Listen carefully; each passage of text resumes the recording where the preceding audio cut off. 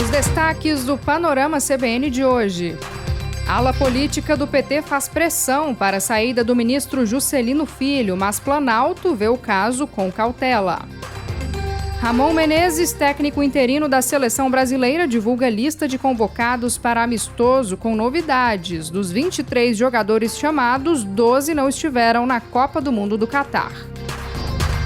Bolsa Família não terá 13º e deve ser reajustado a cada 2 anos. E ainda, o Ministério da Saúde afirma que a inclusão da vacina contra a dengue no SUS é prioridade. Panorama CBN. Olá, seja muito bem-vindo e muito bem-vinda à edição da noite do Panorama CBN deste dia 3/3 de 2023. Sabe o que significa isso, Adriano Bernardino? Absolutamente nada. Dia normal, sexta-feira. Vamos juntos, eu te conto em menos de meia hora as principais notícias de hoje.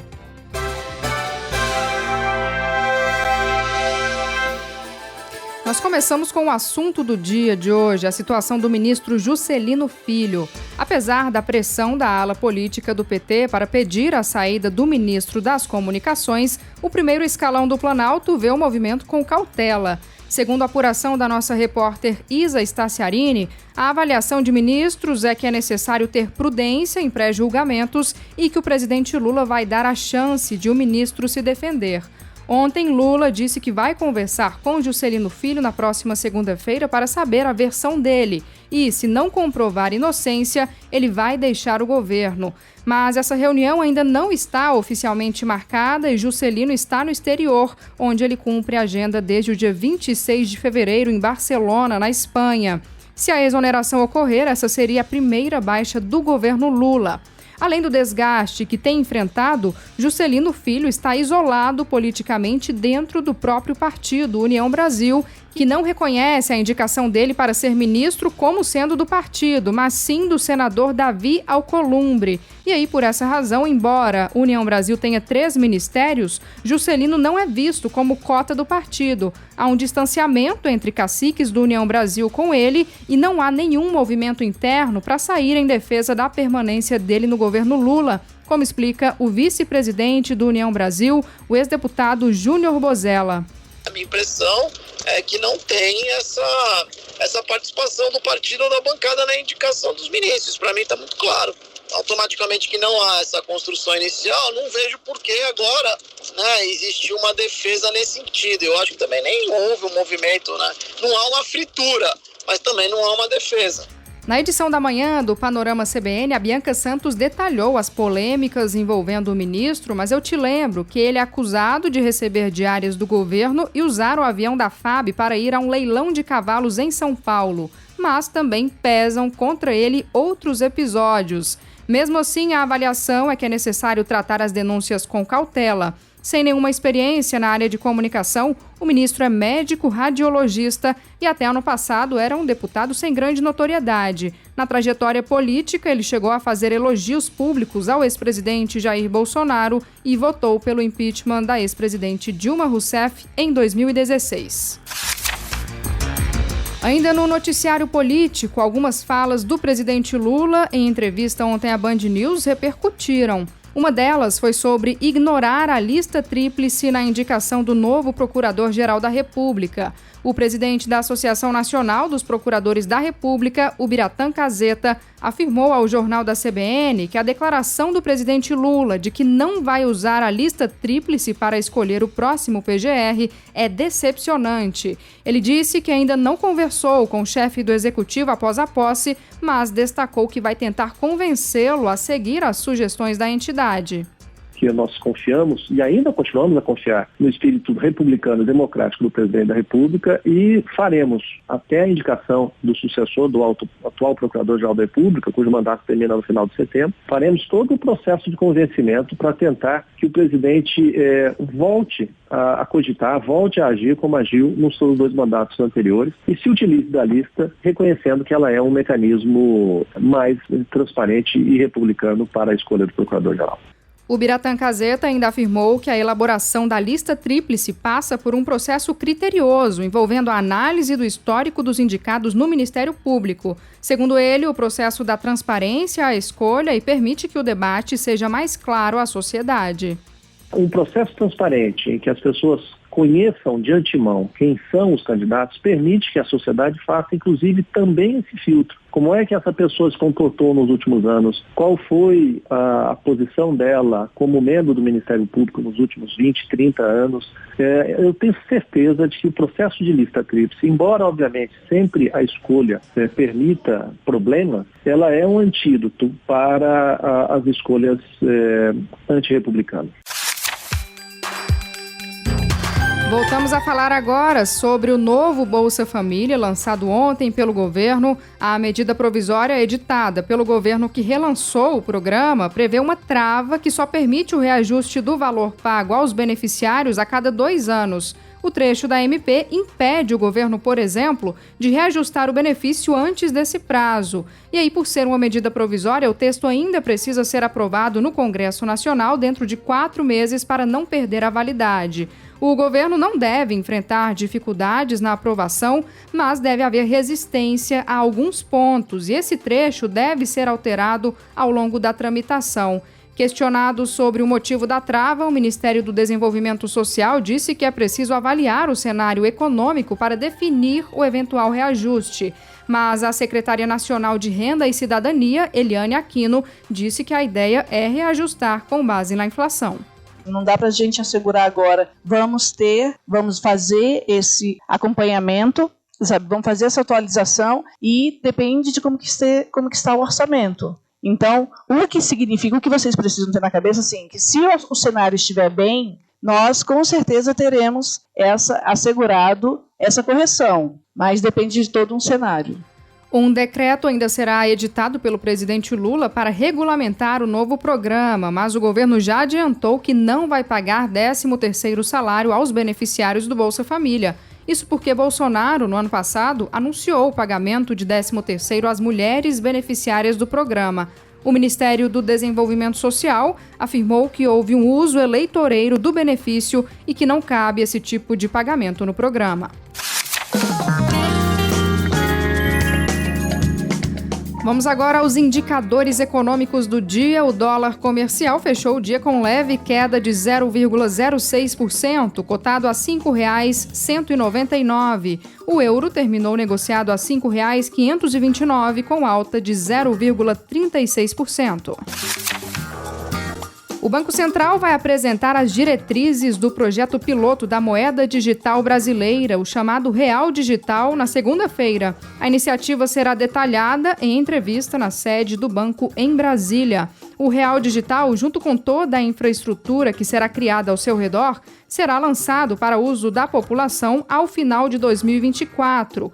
Eu conversei hoje com o especialista em tecnologia e inovação Arthur Igreja sobre o assunto e pedi para ele me explicar direitinho e também de forma resumida o que será o Real Digital.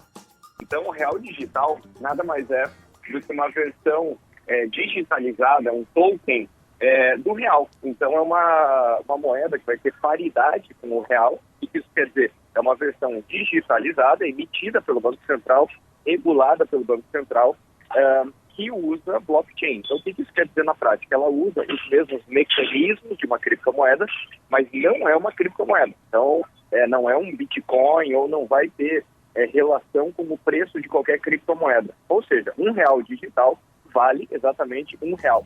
Vamos aguardar então para ver de fato como será esse Real Digital.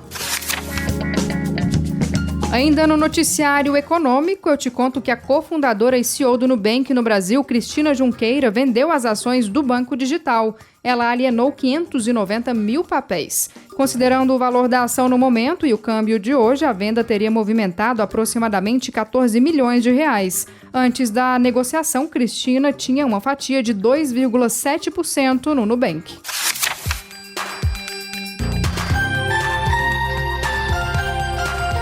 Voltando agora a falar sobre um assunto que também está repercutindo desde ontem, que é a vacina contra a dengue. O Ministério da Saúde afirmou que a inclusão da nova vacina para controle da dengue no SUS é uma prioridade da pasta. O novo imunizante, a Qdenga, foi aprovada pela Anvisa e é o primeiro a ser liberado para uso geral contra a dengue para pessoas de 4 a 60 anos de idade que nunca tiveram contato com o vírus. Anteriormente, o único imunizante disponível no país era a Dengvaxia, mas que só pode ser aplicada em quem já teve dengue, para proteger de uma possível segunda infecção, que geralmente é mais grave. A Qdenga é uma vacina de um laboratório japonês e o Ministério da Saúde afirmou que a inclusão do imunizante no SUS é prioridade da pasta e que a Secretaria de Vigilância em Saúde e Ambiente vai solicitar uma avaliação da vacina por parte da Comissão Nacional de Incorporação de Tecnologias no Sistema Único de Saúde, a CONITEC. O Ministério, no entanto, ainda não deu um prazo para a incorporação da vacina no SUS. Clínicas particulares também já se reuniram com a empresa fabricante para comprar a vacina. Elas aguardam agora que a empresa acione a Câmara de Regulação do Mercado de Medicamentos, a CEMED, que vai definir o preço da vacina. As clínicas privadas estimam que o imunizante deve estar disponível no segundo semestre deste ano, como explica a presidente da Associação Brasileira das Clínicas de Vacinas, Fabiana Funk. Vai submeter a análise do CEMED para justamente ver sobre a questão do valor dessa vacina. E aí que nós vamos ter possibilidade de chegada nas clínicas privadas, mas isso está sendo analisado pela empresa apenas para o segundo semestre deste ano. O gerente-geral de produtos biológicos da Anvisa, Fabrício de Oliveira, explicou ao Jornal da CBN que esse imunizante é fabricado a partir de vírus vivo atenuado e possui contraindicação para pessoas imunossuprimidas, mas que tem potencial para ser um forte aliado na luta contra a dengue. Essa é uma vacina um pouco diferente por exemplo, das que a gente teve ultimamente aplicada para a Covid. Ela é uma vacina de vírus vivo, né? Ele é um vírus que ele sofre uma modificação e fica atenuado. Então, dessa forma, ele não causa doença e ele faz o papel de apenas induzir o seu organismo, o organismo de quem a recebe, a criar a imunidade contra a doença. E até por isso que ela tem por ser de vírus vivo, ela tem uma contraindicação a indivíduos imunossuprimidos justamente por isso. O infectologista Renato Kfouri, vice-presidente da Sociedade Brasileira de Imunizações, avalia que o governo vai precisar estabelecer prioridades na compra da vacina. O próximo passo, após a regulamentação, inclusive de preço, que é o próximo passo, o Programa Nacional de Imunizações discuta qual a melhor estratégia de vacinação. Não há, obviamente, disponível no mercado vacina para toda a população brasileira e o custo seria, obviamente, algo impraticável. Então, nós vamos ter que definir qual seria a melhor idade para vacinação, quais regiões que a gente iniciaria no país, definir essa estratégia que obteríamos o melhor resultado. Além do Brasil, a vacina Qdenga também foi avaliada e aprovada pela Agência Sanitária Europeia. No ano passado, o Brasil registrou 1.016 mortes por dengue, o maior número da série histórica. A polícia do Ceará investiga a morte da presidente da Câmara dos Vereadores de Juazeiro do Norte e do namorado dela. Iane Brena e Rickson Pinto tinham 26 anos e foram encontrados mortos dentro de casa hoje de manhã. Ainda não há detalhes sobre a apuração. As causas da morte só serão divulgadas após laudo da perícia, que deve ser concluído em até 30 dias. Não há sinais de invasão da casa nem ferimentos de arma de fogo. Hoje, o prefeito de Juazeiro do Norte, Gledson Bezerra, do Podemos, decretou luto oficial de 3 dias. Em uma rede social, ele disse ter recebido a notícia das mortes com muita consternação. O governador do Ceará, Eumano de Freitas, do PT, também utilizou uma rede social para lamentar a morte da vereadora e do namorado. O médico suspeito de cometer violência sexual contra pelo menos 5 mulheres teve a prisão em flagrante convertida em preventiva pelo Tribunal de Justiça do Rio. Martinho Gomes de Souza Neto, de 32 anos, passou por audiência de custódia na tarde de hoje. Ele foi preso em flagrante na quarta-feira, depois que uma paciente chamou a polícia e denunciou ter sido abusada durante um exame. A delegacia de Copacabana, na zona sul do Rio, investiga pelo menos 5 casos. Um dos crimes aconteceu com a influenciadora Cris Silva, de 26 anos. Ela foi violentada durante uma ultrassonografia transvaginal dentro de uma clínica particular em Copacabana, na zona sul do Rio. O Conselho Regional de Medicina do Rio disse que abriu uma sindicância para apurar os fatos. A Polícia Civil informou que já abriu outro inquérito para investigar as novas denúncias contra o médico na mesma clínica.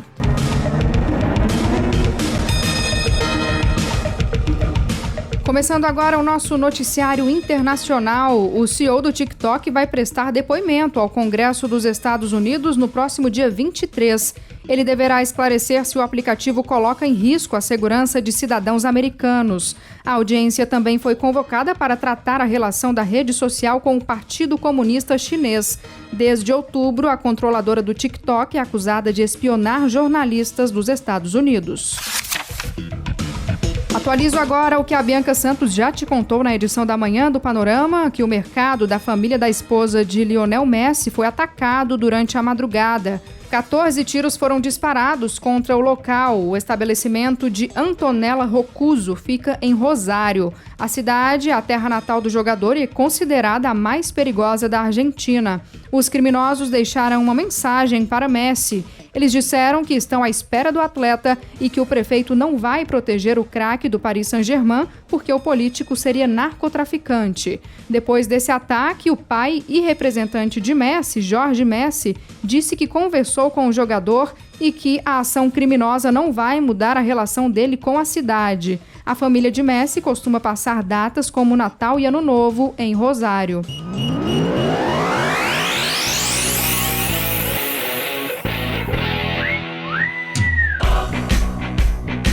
O técnico interino da seleção brasileira, Ramon Menezes, anunciou hoje os 23 convocados para o amistoso contra o Marrocos, no dia 25 de março. O duelo será na cidade de Tanger, no norte do país africano. Será o primeiro jogo da seleção após a Copa do Mundo de 2022 e também após a saída do técnico Tite. Uma lista de convocados com bastante novidade. Dos 23 jogadores chamados, 12 não estiveram no Mundial do Catar. 9 foram chamados pela primeira vez para a seleção principal e 5 conquistaram no início do ano o título do Sul-Americano Sub-20 na equipe comandada justamente por Ramon Menezes. E eu pedi para o Leonardo Dai, nosso repórter, contar pra gente quem são os convocados nessa lista. Diga lá, Léo. Foram convocados os goleiros Ederson do Manchester City, Mikael do Atlético Paranaense e o Everton do Palmeiras. Os laterais pela direita, Arthur do América Mineiro e Emerson do Tottenham, e pela esquerda, Alex Telles do Sevilha e Renan Lodge do Nottingham Forest da Inglaterra. Os zagueiros Ibanez da Roma, Éder Militão do Real Madrid, Marquinhos do PSG e Robert Renan do Zenit da Rússia. Os meias André do Fluminense, Andrei Santos do Vasco, Casemiro do Manchester United, João Gomes do Wolverhampton, Lucas Paquetá do West Ham e Rafael Veiga do Palmeiras, e os atacantes Antony do Manchester United, Richarlison do Tottenham, Rodrigo do Real Madrid, Rony do Palmeiras, Vinícius Júnior do Real Madrid e Vitor Roque do Atlético Paranaense. Muito obrigada, Leonardo Dai. Você deve ter percebido que o nome de Neymar não está nessa lista porque ele está machucado e não vai disputar esse amistoso no dia 25 de março. Depois do amistoso, a seleção volta a campo apenas no mês de junho, muito provavelmente já com um novo técnico. Depois do amistoso também, o técnico interino Ramon Menezes deve voltar a se concentrar na preparação para a Copa do Mundo Sub-20, que acontece na Indonésia entre os meses de maio e junho.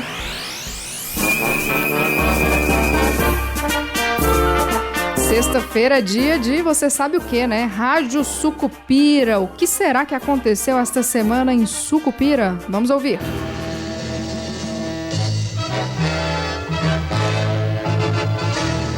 Atenção, senhores ouvintes. Neste momento vai ocupar o nosso microfone Sua Excelência o Prefeito Odorico Paraguaçu. Viva o Odorico, a mãe dos pobres!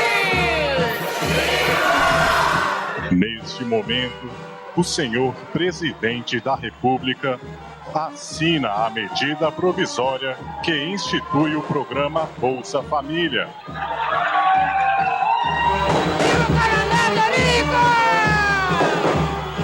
Nós estamos assumindo o compromisso de que dia 20 de março começará a ser feito o pagamento desse programa. A gente não está prometendo que o Bolsa Família vai resolver todos os problemas da sociedade brasileira. É o primeiro prato de sopa, é o primeiro prato de feijão, é o primeiro copo de leite, é o primeiro pão, é o primeiro pedaço de carne. Você entende muito de caçar borboleta, mas de política não entende nada. A melhor maneira de se anular um adversário político é encher a barriga dele. Pra frente, Sucupira! Mas fique sabendo que o povo é que faz a história. É verdade que por trás do povo estamos nós, né? Mas junto com isso, tem que vir uma política de crescimento econômico, de geração de empregos e de transferência de renda através do salário, que é o que importa para o trabalhador. Eu já criei a Petropira, que é para explorar o petróleo de Sucupira. Nós não podemos aceitar a ideia da notícia de hoje. A Petrobras, ela entregou de dividendos mais de 215 bilhões de reais, quando ela deveria ter investido metade no crescimento econômico desse país, na indústria brasileira, na indústria naval, na indústria de óleo e gás. Nós vamos assinar um contrato de risco com a Petrobras. Desses em que o risco é todo dela e o petróleo é nosso, e vamos provar o contrário. A Petrobras, ao invés de investir, ela resolveu agraciar os acionistas minoritários com 215 bilhões. Teve um lucro de 195 bilhões. E quanto foi o investimento da Petrobras? Quase nada. Coronel, a gente não corre o risco de perder dinheiro. Esse e outros, entretanto, Sua Excelência vai cuidar. Porque a Petrobras, que no nosso tempo era uma empresa de desenvolvimento desse país, agora é uma empresa exportadora de óleo cru. Não foi para isso que nós descobrimos o pré-sal. Sim, Excelência, excelentemente dito, Excelência. Aceita as minhas saudações democráticas e petrolíferas, Excelência. E viva o nosso petróleo, Excelência! Viva! As falas do bem-amado foram cedidas pelo acervo da TV Globo. O texto é de Dias Gomes e a interpretação de Paulo Gracindo. A edição é de Edmilson Fernandes e Cláudio Antônio. E assim termina o Panorama CBN, edição da noite desta sexta-feira, dia 3 de março de 2023. A sonorização foi do Adriano Bernardino, o roteiro é meu, mas com colaboração de toda a equipe de reportagem da CBN. Se você quiser me mandar uma mensagem, fique à vontade. O meu e-mail é o barbara.falcão@cbn.com.br. Segunda-feira tem mais Panorama com a Bianca Santos de manhã e à noite comigo. Muitíssimo obrigada pela sua companhia. Um ótimo fim de semana para você e até segunda. Panorama CBN. As principais notícias do dia em menos de meia hora.